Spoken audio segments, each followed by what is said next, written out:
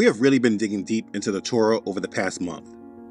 It is my intention that everyone that follows this ministry is given proper instruction of the Word. There are too many voices out here speaking rubbish. In the times that we're in, it is highly important that we focus on the truth and truly understand Yahuwah. Over these past 4 or 5 videos, we haven't dealt with anything too hard to bear. We haven't dealt with anything trying to prove our salvation. We have just dealt with learning more about Yah and what He desires. We understand more about how He has led His people and the culture that they had. It is very important that we come to a more biblically defined faith that understands Yahuwah through the Word and not by traditions of men and religion. If you ever needed to find a church, it's not that hard to find, I bet. Go out of your house, and not too far from you, you will find some religious institution. What is hard to find are the ones who truly love Yah and are not living in untruths and false doctrines and false traditions. The falsehoods come because people just don't truly understand the Word. Most of them completely reject the Torah and act like it completely is done away with. This is false doctrine that comes from Satan. Yah's laws are still here, and they will not pass away until all is fulfilled. It is important that you understand how He led Israel. It is important that you understand what He loves and what He hates. So now that we went through many important topics, we are going to go more into the laws and understand how He has commanded Israel. If we understand this, it makes it easier to understand Yah and to serve Him. As you go through this, I really want you to think about the doctrine that goes around saying that we don't need to know His law or even keep it. Ask yourself if He is okay with us still rejecting these laws that He had for Israel. As you do your own reflection and not listening to other people, you will see, of course, that we must still keep these laws. You will recognize that His feelings about these things have never gone away. Just our awareness about how He views these things have gone away because we have rejected His Torah. In this video, we're going to go over the laws He led Israel under and learn more about how we are to serve and be more obedient and aligned to Yahuwah. We will continue to learn more about His Torah. Let's begin. Okay, so in this part of the lesson about the Torah, we are simply going to understand how Yah guided Israel. They were under laws and commands that spoke about a great deal of things. It's important that you understand these things because this is how He guided and directed them. If you want to be in alignment with Him, you cannot object to these things.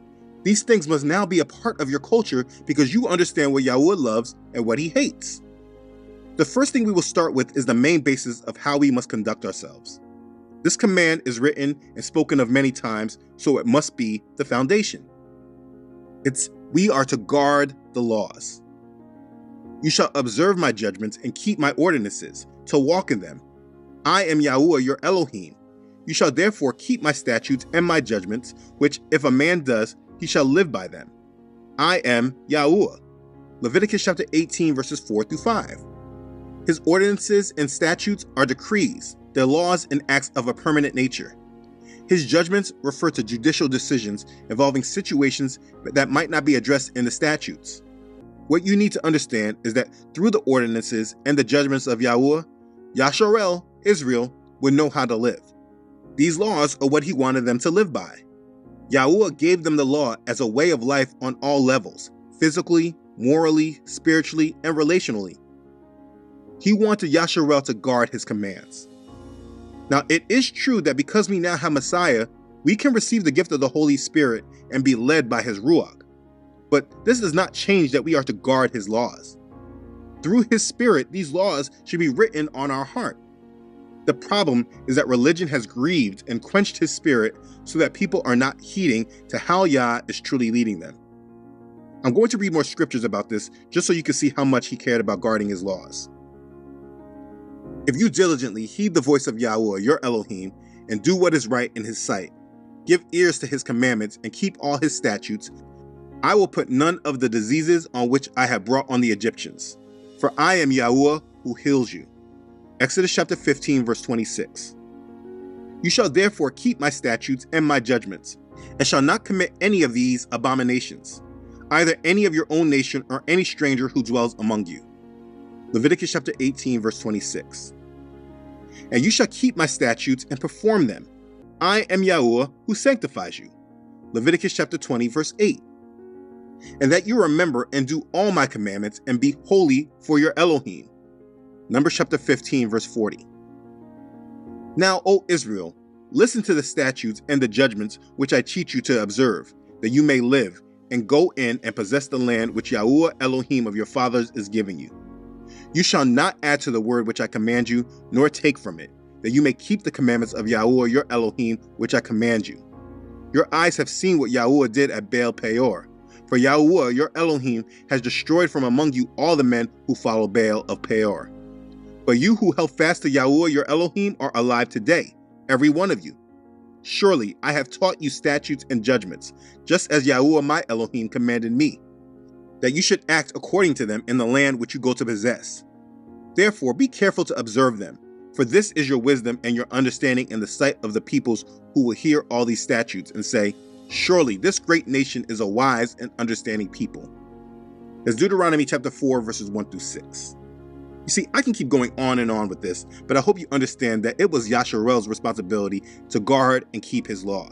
You cannot come into this faith and say you follow Yahuwah and now believe that you can say you believe in Jesus and you will be accepted while you ignore everything that his father has declared. Yahusha did not do this. If you follow and believe in Yahusha, you will do as he did, and he guarded his father's laws and he kept them.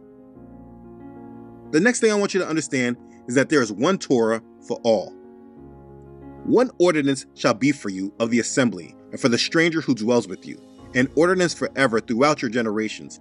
As you are, so shall the stranger be before Yahuwah.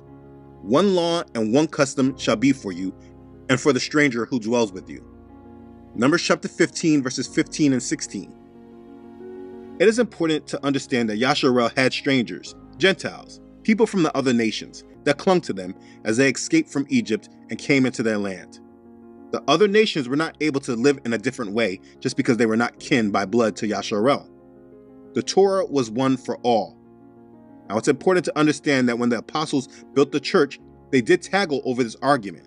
I spoke about this in part 1 of this Torah segment. So they agreed that they did not need to put requirements on the assembly of believers, like the requirement of circumcision. And so yes, there are differences. But one thing that must be understood and kept is doing what Yahuwah loves and abstaining from what Yahuwah hates. None of us can engage in activity that our Father hates and then expect to be accepted by him. This is why you understand his Torah, so you understand him better. Nobody wants to make you Israel and circumcise you if you don't desire in your heart to be circumcised. Like back in the day, that would have been a hard task for all those men coming into belief in Messiah to be circumcised with no anesthesia. In that activity of the flesh, it still wouldn't get down to the heart of the matter. The heart of the matter being circumcised in your heart, truly loving Yahuwah and what he desires. That's what's important. Let me also bring this up here because it's important. I want this to be understood by the Hebrew Israelites who try to deny salvation to the Gentiles. When you do this, you deny your own Torah, and you're going to be rejected by Yah. He has made commands in his Torah, not just for Yasharel, but for the foreigners, the strangers. He accepted them if they submitted to him. So if you think you're going to be accepted in his kingdom while you have made it your business to push them out, you have a problem on your hands.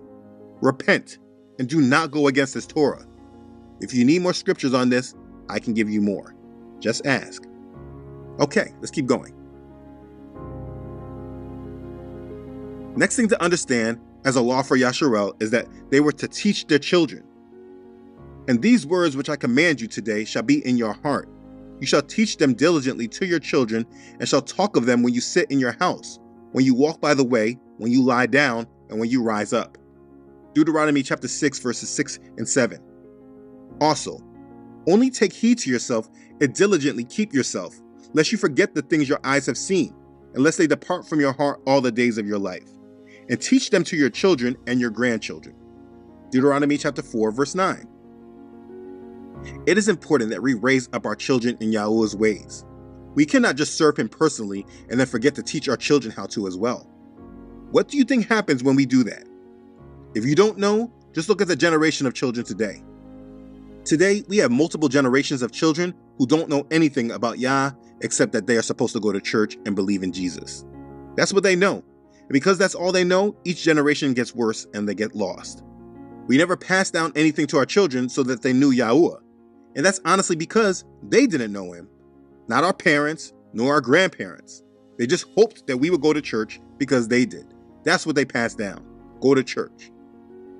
This command of the Torah was important so that Yasharel continued to raise up families that obeyed and honored Yahuwah. So he commanded them to teach their children. He should be so much a part of our life that we should talk about him all the time. When we sit in our house, when we walk or drive in our cars, when we get up in the morning or start our day. Yahuwah must be the central theme in our lives. This is commanded so that we know him and the generations after him will know him as well. Let me ask you, does keeping this law make me legalistic? Or maybe you feel you can pick the laws that make sense to you and the ones that don't. Either way, teach your children about Yahuwah. Make him the central theme and priority of your home. Okay, the next thing that is important as we keep this command is to follow the command of reading the Torah. And Moses commanded them, saying, at the end of every 7 years, at the appointed time in the year of release, at the Feast of Tabernacles, when all Israel comes to appear before Yahuwah your Elohim in the place which he chooses, you shall read this law before all Israel in their hearing. Gather the people together, men and women and little ones, and the stranger who is within your gates, that they may hear and that they may learn to fear Yahuwah your Elohim, and carefully observe all the words of this law, and that their children who have not known it may hear and learn to fear Yahuwah your Elohim as long as you live in the land which you cross the Jordan to possess. It's Deuteronomy chapter 31, verses 10 through 13. Man, can you imagine if all these churches actually kept this feast and actually practiced reading the Torah to their congregants so they understood Yah and understood what he has proclaimed? This was something that Yasharel was committed to as a whole every 7 years. But in understanding this command, you must understand why. We are to read the Torah so that those who have not known it may hear and learn to fear Yahuwah. They didn't all have Bibles in their hands like we do today. So the reading of the Torah was important during the feast. That sounded like a great and awesome time when they were not in rebellion. Anyways, the command is to read his Torah, so read it. Read it often. The purpose of this law is so that we know it and we learn to fear Yahuwah, so practice this individually and collectively by reading it in your home. You must understand the purpose of his commands, from the command of them making tassels or writing the commands on the doorposts and the gates. They didn't have printing presses and Bibles in everyone's hands, so he gave them commands that were about helping them remember him. The purpose of these commands are for us to do what we must in order to remember his Torah. You must understand him. Now, you should understand that he did not tolerate those in Yasharel that deliberately defied his Torah. But the person who does anything presumptuously, whether he's native born or a stranger, that one brings reproach on Yahuwah, and he shall be cut off from among his people. Because he has despised the word of Yahuwah and has broken his commandment, that person shall be completely cut off. His guilt shall be upon him. Numbers chapter 15, verses 30 through 31. People may hear this and say, well, we're not to do this today because we have a new covenant. But they only prove themselves to be hypocrites or ignorant of the word, because Paul, the one they use as their basis of rejecting the Torah, he actually says this. It is actually reported that there is sexual immorality among you, and such sexual immorality as is not even named among the Gentiles, that a man has his father's wife, and you are puffed up and have not rather mourned, that he who has done this deed might be taken away from among you. For I indeed, as absent in body, but present in spirit, have already judged, as though I were present, him who has so done this deed. In the name of our Adon, Yahusha the Messiah, when you are gathered together, along with my spirit, with the power of our Adon Yahusha the Messiah, deliver such a one to Satan for the destruction of the flesh, that his spirit may be saved in the day of the Adon Yahusha. Your glorying is not good. Do you not know that a little leaven leavens the whole lump? Therefore, purge out the old leaven, that you may be a new lump, since you are truly unleavened. For indeed, Messiah, our Passover, was sacrificed for us. Therefore, let us keep the feast, not with the old leaven, nor with the leaven of malice and wickedness, but with the unleavened bread of sincerity and truth. I wrote to you in my epistle not to keep company with sexually immoral people. Yet I certainly did not mean with the sexually immoral people of this world, or with the covetous, or extortioners, or idolaters, since then you would need to go out of the world. But now I have written to you not to keep company with anyone named a brother who is sexually immoral, or covetous, or an idolater, or a reviler, or a drunkard, or an extortioner, not even to eat with such a person. For what have I to do with judging those also who are outside? Do you not judge those who are inside? But those who are outside, Elohim judges. Therefore, put away for yourselves the evil person. That's 1 Corinthians chapter 5, verses 1 through 13. As you read this, where do you think that this way of thinking comes from? This comes from an intolerance of sin and rebellion that Yasharel was commanded to have. Today, because we reject the Torah, we have a complete tolerance of sin, and everyone basically says you can't judge anyone else. And guess what that has produced? Immorality and rebellion in our faith, claiming to be worshipers of the Most High, is completely condoned and tolerated now. If we were to follow the Torah, we would not keep them in our assembly and call them brothers or sisters. And that's why sin is in the abundance today. Most churches today, their pastors and church leadership, they live in sin. A church I used to go to in Miami, the pastor was divorced from his wife and literally would sleep around with the women in his church. What do you think was prevalent in that church? People sleeping around. The people should have been leaving the church, but instead they condoned it, and that sin just spread throughout the church. We cannot condone sin and immorality amongst those who call themselves following Yah. Sin and rebellion within the body must be judged, and it must not be tolerated. Okay, so let's keep going. Let's understand the part from the Torah that Yasharel never understood, which is exactly why they wound up crucifying the Messiah sent to them. We are commanded that there must be a circumcision of the heart. And now, Israel, what does Yahuwah your Elohim require of you? But to fear Yahuwah your Elohim, to walk in all his ways and to love him, to serve Yahuwah your Elohim with all your heart and with all your soul, and to keep the commandments of Yahuwah and his statutes, which I command you today for your good.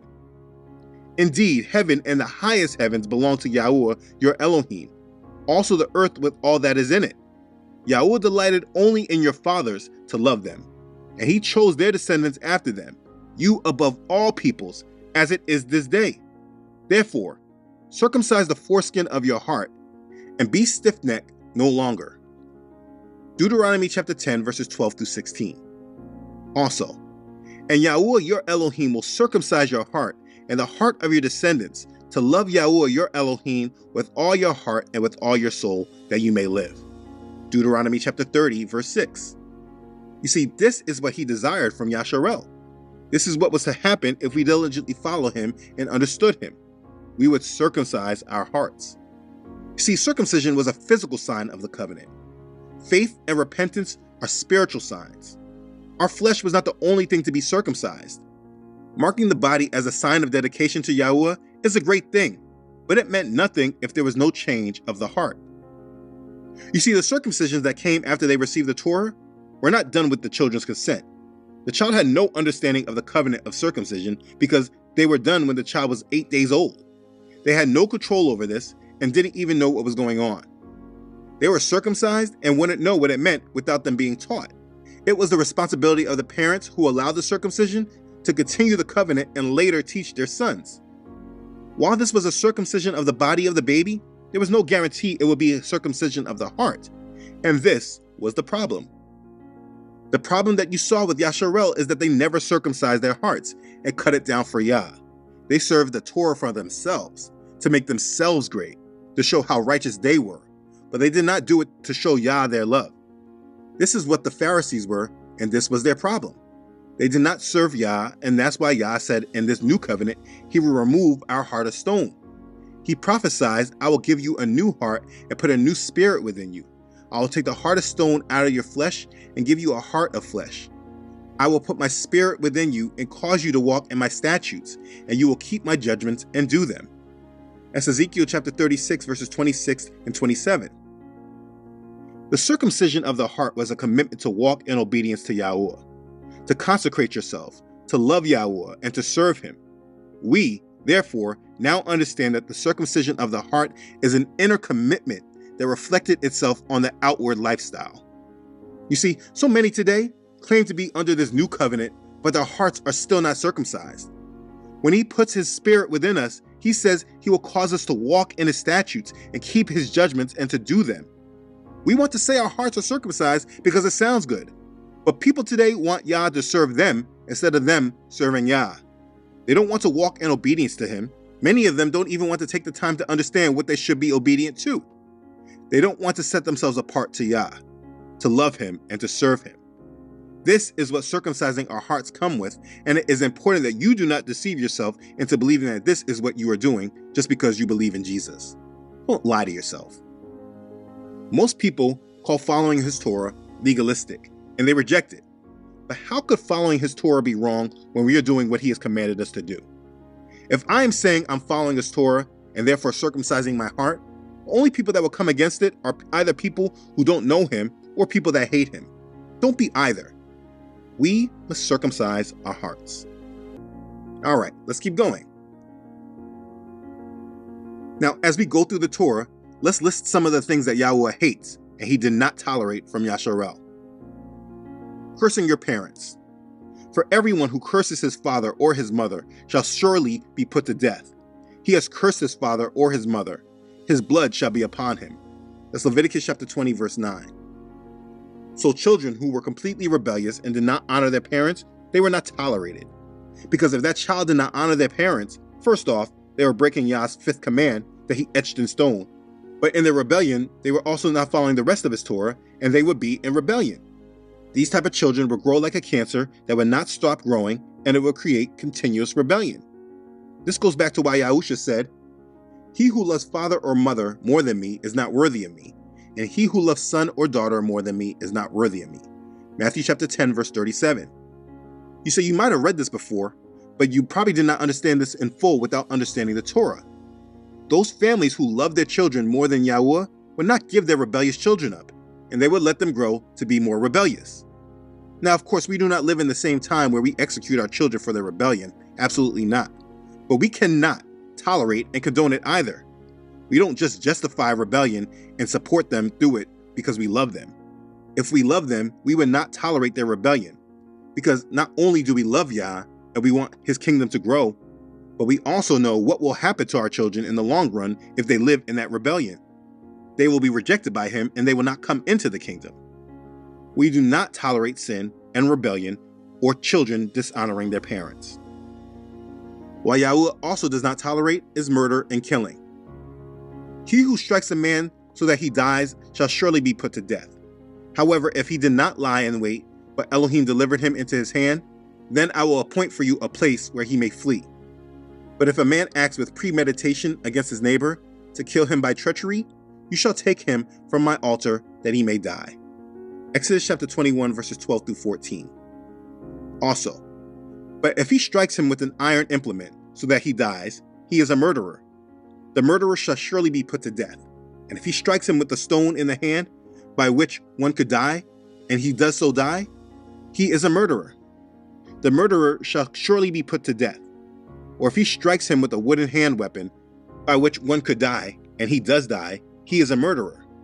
The murderer shall surely be put to death. The avenger of blood himself shall put the murderer to death. When he meets him, he shall put him to death. If he pushes him out of hatred, or while lying in wait, hurls something at him so that he dies, or in enmity he strikes him with his hand so that he dies, the one who struck him shall surely be put to death. He is a murderer. The avenger of blood shall put the murderer to death when he meets him.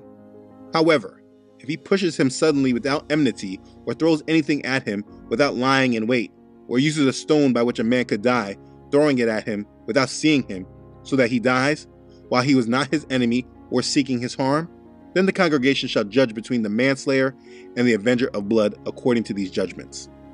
Numbers chapter 35, verses 16 through 24. People have a hard time with understanding Yah's commandments. They hear "thou shalt not kill," but then don't understand when Israel killed the other nations as they went into their land. And they also didn't understand when people would die according to the Torah. You see, he has specified and explained all instances in his Torah. So when someone doesn't understand, it's only because they haven't read his Torah. He makes it abundantly clear in regards to all cases. The point is that he did not tolerate the murder or killing of anyone within Yasharel that was not held in judgment first. Another thing not condoned is adultery and rape. Adultery. If a man is found lying with a woman married to a husband, then both of them shall die, the man that lay with the woman and the woman. So you shall put away the evil from Israel. Deuteronomy chapter 22, verse 22. Adultery and rape. If a young woman who is a virgin is betrothed to a husband, and a man finds her in the city and lies with her, then you shall bring them both out to the gate of that city, and you shall stone them to death with stones. The young woman, because she did not cry out in the city, and the man, because he humbled his neighbor's wife. So you shall put away the evil from among you. Deuteronomy chapter 22, verses 23 and 24. Rape. But if a man finds a betrothed young woman in the countryside, and the man forces her and lies with her, then only the man who lay with her shall die. But you shall do nothing to the young woman. There is in the young woman no sin deserving of death. But just as when a man rises against his neighbor and kills him, even so is this matter. For he found her in the countryside, and betrothed young woman cried out, but there was no one to save her. Deuteronomy chapter 22, verses 25 through 27. That all should be self-explanatory. This is easily understood because of the laws in the land today. But what Yahuah does not accept, which is completely different from the laws of the land in America today, is whoring. Do not prostitute your daughter to cause her to be a harlot, lest the land fall in harlotry and the land become full of wickedness. Leviticus chapter 19, verse 29. Prostitution. There shall be no ritual harlot of the daughters of Israel, or a perverted one of the sons of Israel. Deuteronomy chapter 23, verse 17. You see, he does not tolerate this. But America has whored out the women of Yasharel. They have the women of Yasharel loving the culture of whoredom and prostitution. Today, the major culture of women is to be a whore. Women need to wake up and recognize that you are being a child of Babylon, followers of Sodom and Gomorrah. And the minute us men stop liking it and fall victim to their whorish behaviors, it will all stop. If we stop giving it attention and retreat it with disgust, it will stop.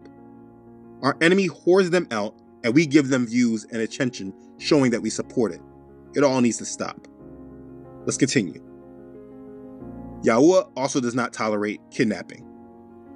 He who kidnaps a man and sells him, or if he is found in his hand, shall surely be put to death. Exodus chapter 21, verse 16. That's self-explanatory. He also does not tolerate stealing.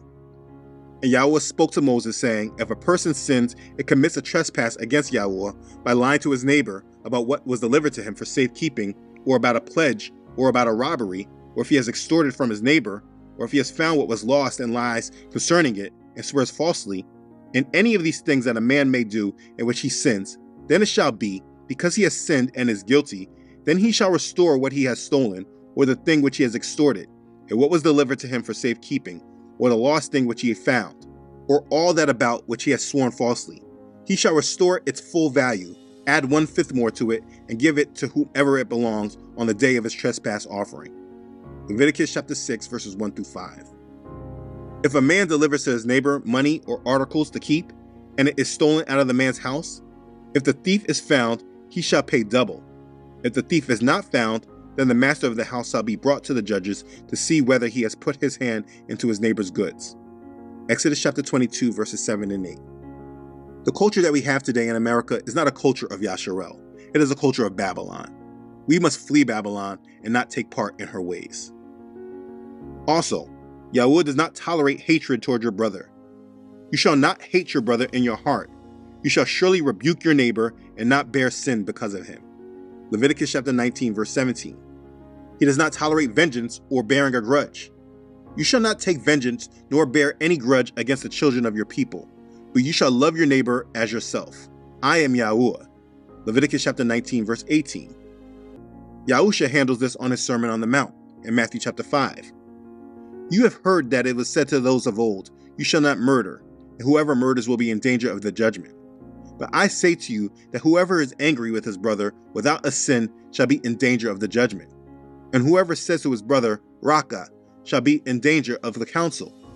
But whoever says, you fool, shall be in danger of hellfire. Therefore, if you bring your gift to the altar, and there remember that your brother has something against you, leave your gift there before the altar and go your way. First be reconciled to your brother, and then come and offer your gift. Matthew chapter 5, verses 21 through 24. This is an example of Yahusha keeping the Torah, but showing how it was meant to be used in order to circumcise our hearts. This wasn't a new command. This was in the Torah. When it is saying, you shall surely rebuke your neighbor, it is saying the way to avoid letting hatred build up was to confront the person. Ideally, this would involve resolving the issue face to face. However, it could involve taking the issue to court to settle it legally rather than taking it to one's own hand or allowing it to fester in one's heart. This is one thing I deal with Christians all the time.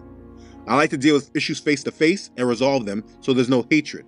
But Christians I know, many of them family, want to ignore issues and just hate you and deal with you negatively while they never actually dealt with the problem. They don't listen to Yahusha, nor do they follow the Torah. They're just lawless. Let's keep going. Here's a big one. Yahuwah does not tolerate magic and witchcraft. When you come into the land which Yahuwah your Elohim is giving you, you shall not learn to follow the abominations of those nations. There shall not be found among you anyone who makes his son or his daughter pass through the fire, or one who practices witchcraft, or a soothsayer, or one who interprets omens, or a sorcerer, or one who conjures spells, or a medium, or a spiritist, or one who calls up the dead. For all who do these things are an abomination to Yahuwah, and because of these abominations, Yahuwah your Elohim drives them out from before you. You shall be blameless before Yahuwah your Elohim. For these nations which you will dispossess, listen to soothsayers and diviners, but as for you, Yahuwah your Elohim has not appointed such for you.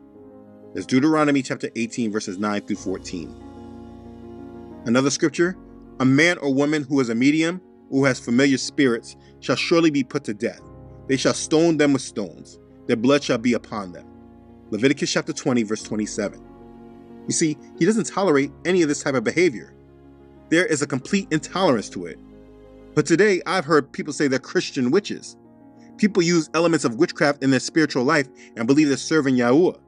They are mistaken, and they are headed to judgment. Do not be misled because you don't understand him. He also did not allow Yasharel to have tattoos and cuttings. You shall not make any cuttings in your flesh for the dead, nor tattoo any marks on you. I am Yahuwah. Leviticus chapter 19, verse 28. You see, we get these wicked customs from Babylon, following the other nations. Because this nation claimed to be a Christian nation, all these wicked things these people did, people just believe it's okay. I'm not saying you're going to hell for having your tattoo. I mean, we've all made mistakes. There's nothing you can do about it.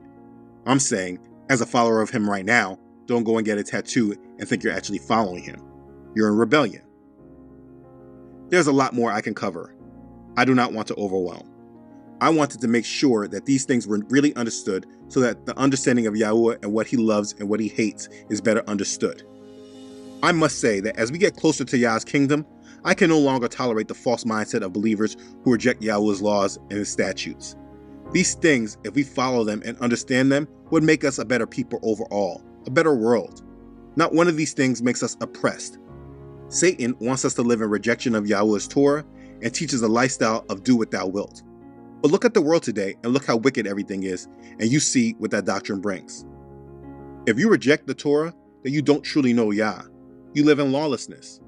When you understand his Torah, you understand how to live a life more aligned to him. Now let's be clear that we do not justify ourselves by keeping the law.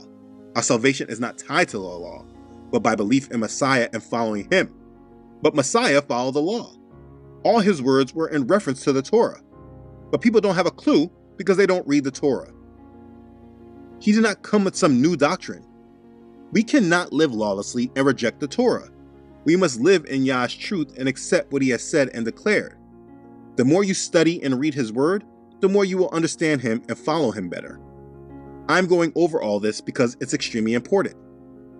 Our churches and our pastors have failed us.